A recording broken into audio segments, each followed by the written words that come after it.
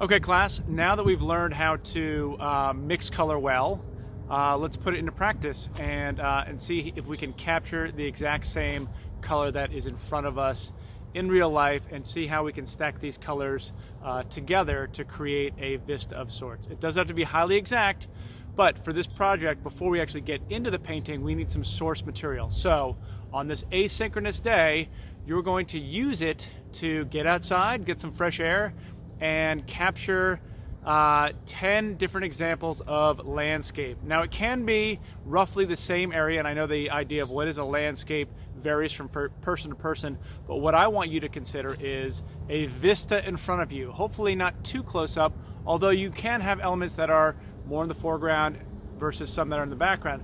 What I'd like for us to do is to capture the quality of this time of year.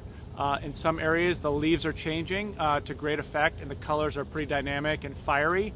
At other times, the trees might be a little more barren, and it might be a little more brown tones and a little more green tones. But what we want to do with all of these images is create a bank of images for anybody to use for our next project. So for this assignment, get out, experience the space. I would recommend splitting up your day a little bit.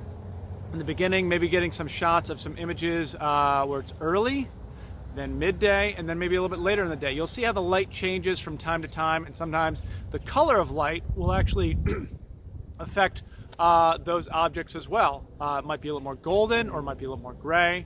I'm hoping that it's not going to be raining during the asynchronous day, but nonetheless, get out and see if you can create an overall composition of a landscape that is in front of you. We can always pare it back or crop it later, depending upon who might be using it. So there you have it. Good luck.